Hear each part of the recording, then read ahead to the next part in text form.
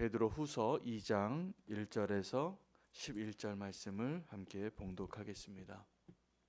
베드로후서 2장 1절에서 11절 말씀입니다. 한 목소리로 같이 읽겠습니다. 그러나 백성 가운데 또한 거짓 선지자들이 일어났었나니 이와 같이 너희 중에도 거짓 선생들이 있으리라. 그들은 멸망하게 할 이단을 가만히 끌어들여 자기들을 사신 줄을 부인하고 임박한 멸망을 스스로 취하는 자들이라. 여럿이 그들의 호색하는 것을 따르리니 이로 말미암아 진리의 도가 비방을 받을 것이요 그들이 탐심으로써 지어낸 말을 가지고 너희로 이득을 삼으니 그들의 심판은 옛적부터 지체하지 아니하며 그들의 멸망은 잠들지 아니하느니라. 하나님이 범죄한 천사들을 용서하지 아니하시고 지옥에 던져 어두운 구덩이에 두어 심판 때까지 지키게 하셨으며 옛 세상을 용서하지 아니하시고 오직 의를 전파하는 노아와 그 7 식구를 보존하시고 경건하지 아니한 자들의 세상에 홍수를 내리셨으며 소돔과 고모라 성을 멸망하기로 정하여 죄가 되게 하사 후세에 경건하지 아니할 자들에게 본을 삼으셨으며 무법한 자들의 음란한 행실로 말미암아 고통당하는 의로운 롯을 건지셨으니 이는 이 의인이 그들 중에 거하여 날마다 저 불법한 행실을 보고 들음으로 그 의로운 심령이 상함이라. 주께서 경건한 자는 시험에서 건지실 줄 아시고 불의한 자는 형벌 아래에 두어 심판 날까지 지키시며 특별히 육체를 따라 더러운 정욕 가운데서 행하며 주관하는 일을 멸시하는 자들에게는 형벌할 줄 아시느니라. 이들은 당돌하고 자긍하며 떨지 않고 영광 있는 자들을 비방하거니와 더 큰 힘과 능력을 가진 천사들도 주 앞에서 그들을 거슬러 비방하는 고발을 하지 아니하느니라. 아멘. 하나님의 말씀입니다. 베드로가 이 베드로 후서를 쓰게 된 것은 예수님께서 이 땅에 사역하시고 십자가에 죽으시고 부활하신 후에 적지 않은 시간이 흘러서 그 초대교회의 역사 가운데 바울도 예언하고 또 베드로도 그렇게 우려했던 바와 같이 이전에도 있었고 이 베드로가 베드로 후서를 쓸 때에도 있었던 이단에 대한 이야기입니다. 베드로 후서를 쓴 목적은 교회를 어지럽히고 또 성도들을 위태롭게 하는 이단에 대한 경고의 메시지가 주된 내용이 되겠습니다. 오늘 특별히 2장 본문에서부터는 거짓 선지자들이 이전에도 있었고 지금도 너희 가운데 있고 또 나중에도 있을 것이다 라고 말하고 있습니다. 교회 역사를 보면 지금 저희가 함께 예배 때마다 고백하는 이 사도신경의 고백이 그냥 되어진 것이 아니라 교회 역사 속에서 이단 논쟁의 결과로 결론되어진 우리의 신앙의 고백입니다. 그래서 사도신경이 굉장히 소중한 이유는 교회 역사 속에서 그 진리와의 다툼이죠. 하나님이 누구이시고 예수 그리스도가 누구이고 그리고 성령님이 누구이시고 또 그 성삼위 하나님이 어떻게 함께 일하시고 어떻게 역사하시는가에 대한 수많은 오류들을 지나고 결론 내려진 신앙의 고백입니다. 그래서 이 사도신경은 사실은 신학교에서 조직신학의 결론이에요. 하나님이 어떠한 분이시고 우리가 믿는 예수 그리스도가 어떠한 분이시고 그래서 예수 그리스도가 100% 하나님이시고 100% 인간이셔야만 맞습니다. 그리고 그 성령님이 어떻게 역사하셔서 우리가 지금 이 성경을 통하여 우리가 그 고백을 하게 되고 마지막에 어떠한 것이 있을 것인 것에 대한 결론을 다 내린 것이 사도신경이에요. 그 사도들의 그 교회의 결론이란 얘기죠. 이 짧은 시간 안에 이 베드로 후서가 기록이 되어진 이 시기가 그렇게 오랜 시간이 지나지 않습니다. 주후 100년도 되지 않을 겁니다. 그 사이에 교회를 어지럽히는 이단이 이렇게 많이 나타난 거예요. 이미. 그리고 그 이단의 위험에 대해서 결론을 내리는 이야기를 하고 있는 것인데, 지금 우리도 동일한 그 위험 안에 있습니다. 먼저 이단에 대해서 이야기하면서 거짓을 이야기합니다.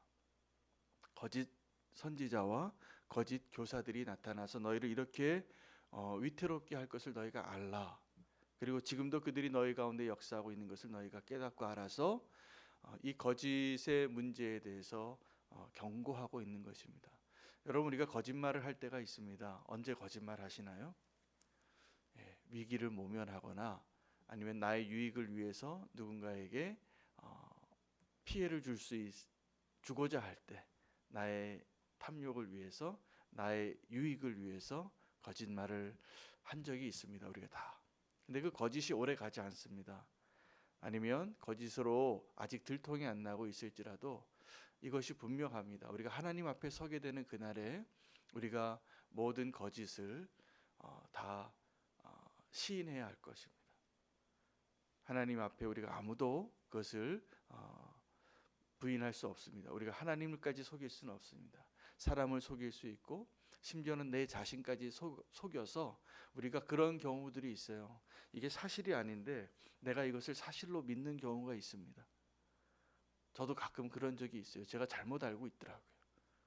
옛날에 이런 말을 제가 했대요. 근데 저는 기억이 안 나요. 근데 증인이 나타나는 거 보니까 제가 그 말을 했나 봅니다.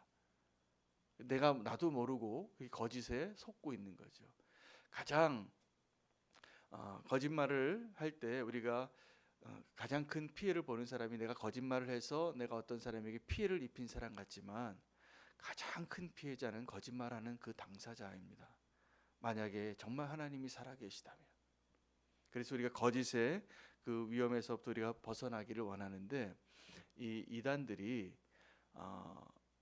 그 거짓 선지자들과 거짓 교사들이 이 거짓을 통하여서 사람들에게 이 진리의 거짓의 목적이 뭐냐면, 결국은 뭐냐면 하나님을 부인하게 하는 겁니다. 그래서 오늘 이 베드로가 이단에 대한 경고, 거짓에 대한 거짓 선지자와 거짓 교사들에 대한 경고를 하면서 역사 속에 있었던 세 가지 심판에 대해서 소개합니다. 하나님 심판하신다는 거죠. 자, 거기 보면 오늘 성경 말씀에 그 4절, 5절, 6절 보면 세 가지 심판에 대한 역사의 증거를 이야기하면서 하나님 심판하시는 분이시라는 거예요. 첫 번째 하나님이 심판하신 일은 하늘에서 있었던 일들이었습니다. 한번 같이 볼까요? 4절 한번 읽겠습니다. 하나님이 범죄한 천사들을 용서하지 아니하시고 지옥에 던져 어두운 구덩이에 두어 심판 때까지 지키게 하셨으니, 하나님의 첫 번째 심판이 노아의 심판이 아니라 하늘에서 천사들을 향한 심판이었습니다. 그 범죄한 천사들을 용서하지 아니하시고 옥에 가두신 거죠. 5절은 두 번째 심판입니다. 옛 세상이라고 말하는데 이 옛 세상은 노아의 홍수 이전의 세상을 말합니다. 그러니까 노아는 사실은 그때 구원받은 8명 중에 1명, 하나님의 심판과 하나님의 구원을 상징하는 인물인데, 이 홍수의 사건은 심판의 역사를 나타내는 아주 살아있는 증거예요. 그것을 그래서 노아의 홍수 이전을 옛 세상이고 노아의 홍수 이후를 그 이후의 세상이라고 구별하는 거예요. 그 옛 세상을 한번 5절 읽겠습니다. 옛 세상을 용서하지 아니하시고 오직 의를 전파하는 노아와 그 7 식구를 보존하시고 경건하지 아니한 자들의 세상에 홍수를 내리셨으며, 하나님 심판하신 것입니다. 물로. 그리고 세 번째는 아브라함 때 있었던 심판입니다. 6절이죠. 소돔과 고모라입니다. 소돔과 같이 읽겠습니다. 소돔과 고모라 성을 멸망하기로 정하여 죄가 되게 하사 후세에 경건하지 아니할 자들에게 본을 삼으셨으며, 이 세 가지 비유를 또 이야기를 근거로 베드로가 하고자 하는 그 의도는 뭐냐면, 하나님이 심판하시는 하나님이시라는 겁니다. 하나님이 저들을 용서하지 아니하실 것이라는 거예요. 누구를요? 거짓으로 하나님을 부인하는 자들을. 이 세 가지 심판의 공통점이 이겁니다. 천사들이 하나님을 예배하고 우리 인간들보다 훨씬 더 탁월한 높은 수준의 영적인 존재들이었음에도 불구하고 그들이 하나님을 거역했을 때 하나님이 그들을 심판하셨다는 거예요. 용서하지 아니하시고, 이걸 기억하라는 거예요. 지금 거짓말하는 자들 안에서. 그리고 노아의 홍수 때 하나님이 온 세상을 멸한 것을 보지 않았느냐. 소돔과 고모라가 심판받을 때 불이 하늘에서 내리는 것을 보지 않았는가. 그 이야기를 하는 겁니다. 이 세 가지 공통점은 하나님을 부인하고 거짓하는 자들이에요. 여러분, 지금도 우리 가운데 이단이 많이 있습니다. 여러분, 우리가 교회가 건강하지 않을 때 나타나는 현상이기도 하고, 이단은 항상 있었다는 것이 성경의 그 말씀이에요. 그 바울이 이단에 대한 내용을 벌써 이 초대교회에 얼마 안 됐을 때 그 교회가 시작이 되어져서 성령의 역사로 그 제자들의 증언으로 이렇게 교회가 세워지는 그때 벌써 시작할 때부터 거짓과의 싸움이 시작이 되는 거예요. 여러분, 우리 안에서도 이 거짓과의 싸움이 아주 뿌리 깊은 싸움입니다. 그래서 우리가 하나님 앞에 정직하게 있는 그대로 서는 것을 실천하시고 그것을 뜻을 정하여 행하는 것이 굉장히 중요합니다. 제가 이제 영성일기, 처음에 영성일기라고 불렀습니다. 지금 예수 동행일기라고 쓰는데 제가 10년 지금 넘게 쓰고 있는데, 이 영성일기, 예수 동행일기 쓰다 보면 모든 성도님들이 비슷한 한번 난관에 부딪혀요. 내가 내 삶을 어디까지 오픈해야 하는가요? 처음에 제가 유기성 목사님하고 부목사님들하고 썼습니다. 한 1년을. 그때는 사이트도 없었고, 그때 SNS에 어떤 한 그 소셜 네트워크에서 그렇게 방을 하나 만들어서 그렇게 썼어요. 그때는 신선한 충격이었어요. 담임 목사님하고 내가 부목사인데 일기를 같이 쓰는 게 그때는 몰랐는데, 제가 지금 이렇게 지내고 보면 제가 영성일기를 쓰는 거를 제 가족과 성도와 사역자와 다른 부목사님들하고 동일한데 다 나눠요, 저는. 근데 일부러 그렇게 합니다. 만약에 누군가에게 내가 마음이 어려워서 나누지 못할 거 있으면 차라리 안 써요. 안 쓰면 돼요. 그런데 가능한 한 쓰려고 해요. 쓰고 정직한 모습으로 누구에게나 내가 살려고 하는 그 마음을 기준을 갖는 것이 처음엔 괴롭습니다. 힘들고. 그런데 이것이 저의 영적인 생활에 굉장히 힘을 줘요. 내가 누구 앞에서, 내 아내에게나 내 성도에게나 또 다른 동료 목사님에게나 같이 나눔 방에 오픈되어 있는 그 공동체 안에서 내가 뭐 했고 어떤 생각을 하고 뭘 느꼈고 뭐가 고민했는지를 나눌 수 있게 되기 때문이에요.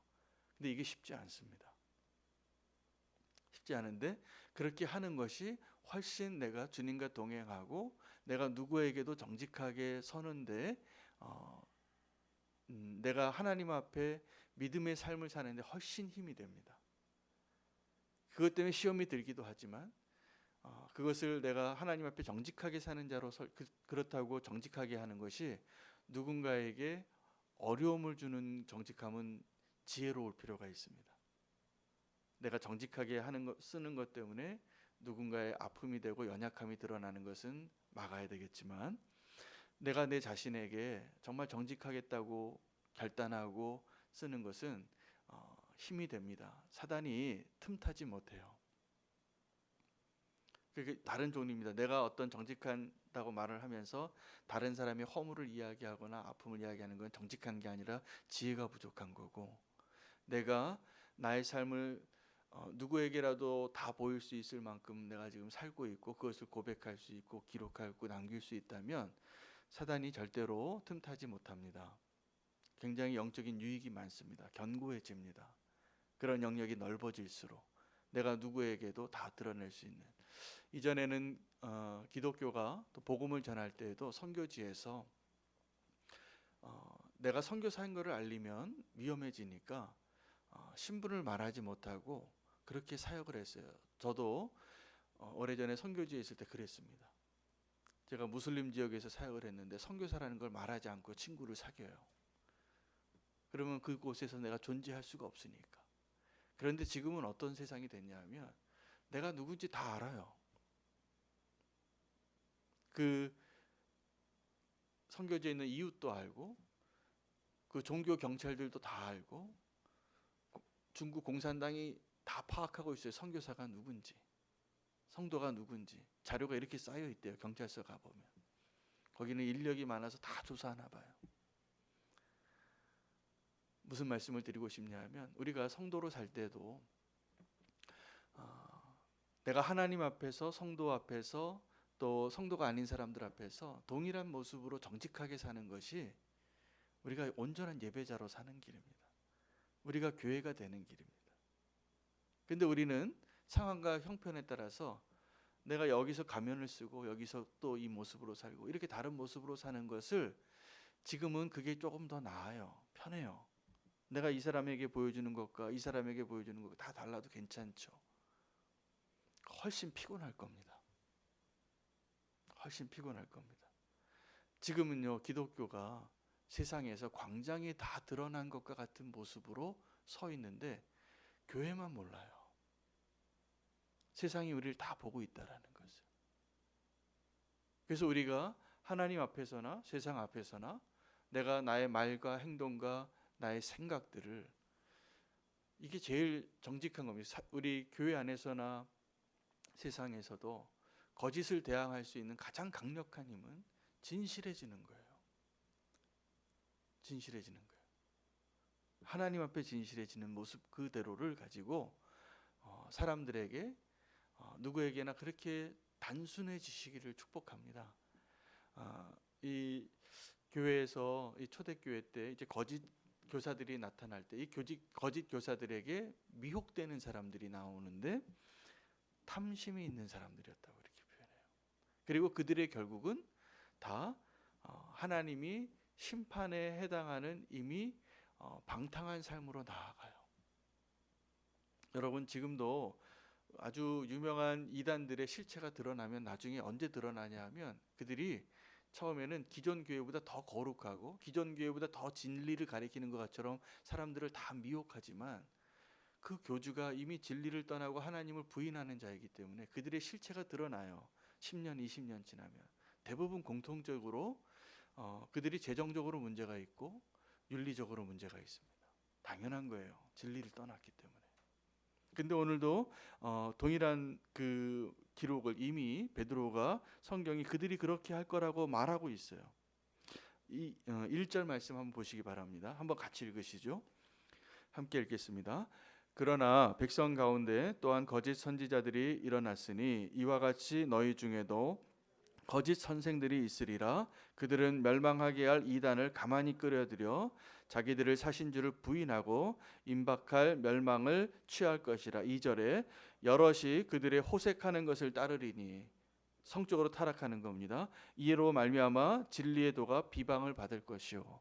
그들 때문에 진리의 도가 비방을 받고 이 비방의 문제는 이 거짓 교사들 또 이단들이 마지막에 9절 10절에 보면 비방하는 자로 나타나요. 그 비방하는 자들이 뭐라고 얘기하냐면 하지 말아야 할 대상 영적인 또 그 영광의 사람들을 향하여 당돌하고 자긍하며 떨지 않고 영광 있는 자들을 감히 비방한다라고 말하고 있어요.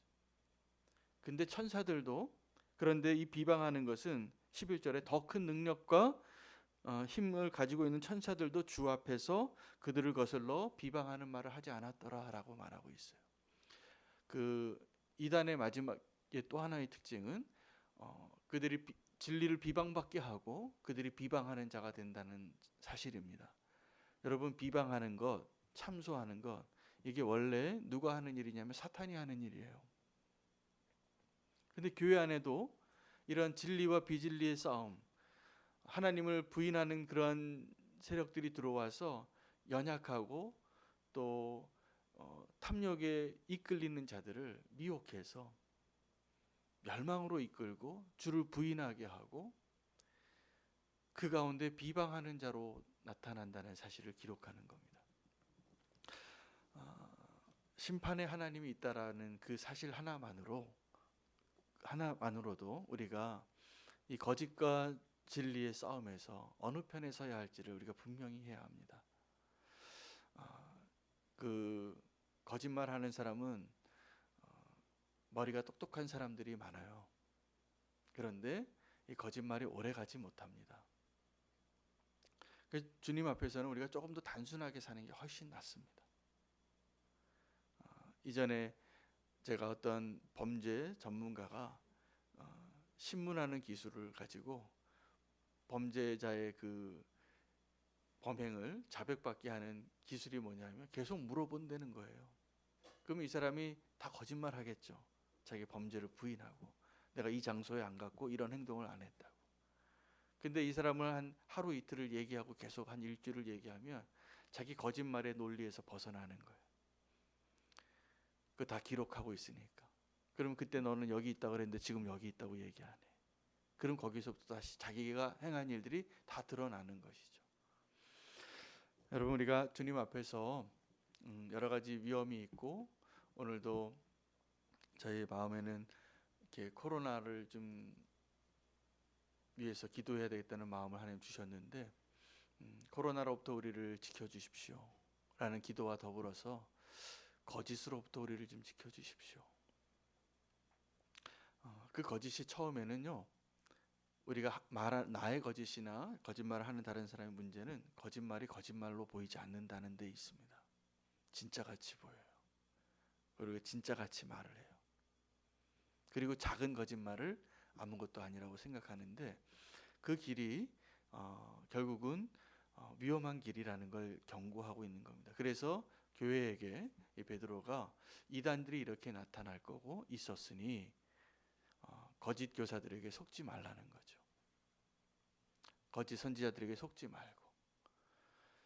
여러분, 우리가 누구 말에 더 솔깃하냐 하면 이단들이 보니까 좀 어렵고 아프고 경제적으로 어렵고 이런 사람들을 찾아가서 엄청 잘해요. 막 선물도 주고 신방도 하고 뭐 진리도 가르치는데 그 거짓 진리를 가르치는 거죠. 그런데 그렇게 이단에 빠지는 사람들이 대부분 물질적으로 엄청난 손해를 보고 윤리적으로 인생을 다 망가져요. 그것뿐만이 아니라 주를 부인하게 되고 영원한 생명을 잃어버리고 그 구원의 길에서 벗어나게 되는 것이 가장 안타까운 것입니다. 거짓이 처음에는 거짓처럼 보이지 않는다는 것을 기억하시기 바랍니다. 나에게나 또 다른 사람에게나. 우리가 날마다 내 마음을 점검해서 우리 안에는 거짓말이 너무 익숙하거든요. 우리는. 그래서 내 마음의 진실을 하나님 앞에 날마다 예수님과 동행한다는 것은 하나님의 진실 앞에서 우리가 서는 것을 날마다 훈련하는 거예요. 어떠한 이유에서든지.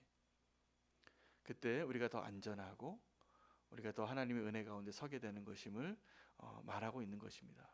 거짓 교사들, 거짓 선지자들을 향하여 그들이 가만히 이단을 끌어 들어와서 더 진짜같이 얘기하고 기존에 있는 교회를 더 비방할 겁니다. 교회가 원래 연약하죠. 우리가 다 완전하지 않으니까.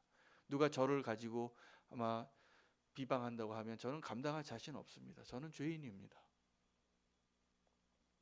그렇다고 제가 의인인 척하고 살 수도 없고 제가 정직하게 나의 모습 그대로를 보여드리고 목회할 수 있는 게 저의 소망이에요. 제 모습 그대로로. 그래서 하나님의 은혜로 제가 지금 여기 서 있습니다.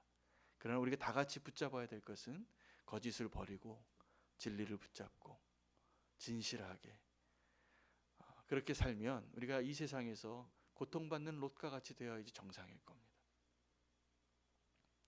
그리고 그런 고통받는 자들이 아둘람과 같이 모여있다면 하나님 기뻐하시는 공동체가 많습니다. 내 자신과 또 하나님 앞에 정직하게 오늘 하루를 결단하며 사시기를 원합니다. 내 안에 있는 거짓을 주님 다루어 주시고 다른 거짓에 속지 않게 해주시고 교회가 더 온전하게 우리의 가정이 더 온전하게 우리의 성도님들이 다 온전하게 서게 해달라고 진리와 거짓의 싸움에서 분별할 수 있는 눈 진짜 같이 보이지만 가짜가 많아요. 대부분 가짜가 더 요란스럽습니다. 더 진짜 같고 포장을 더 잘하고. 하나님은 우리의 실체를 보기를 원하시고 정직하게 하나님 앞에 나가는 저와 여러분을 하나님이 외면하지 않으시고 오늘 우리를 치유하시고 또 새롭게 하시고 건강하게 해주실 것이라 믿습니다. 거짓과 싸우는 저와 여러분 되시기를 축복합니다. 우리 함께 기도하겠습니다. 오늘 말씀을 붙잡고 거짓과 싸울 수 있는 힘을 주시고 심판하시는 하나님을 기억하며 우리가 진실한 자로 진리를 붙잡은 자로 진리 안에 서게 해달라고 주님 우리를 지켜주시고 보호하여 주시옵소서. 주 이름 부르고 기도하겠습니다. 주여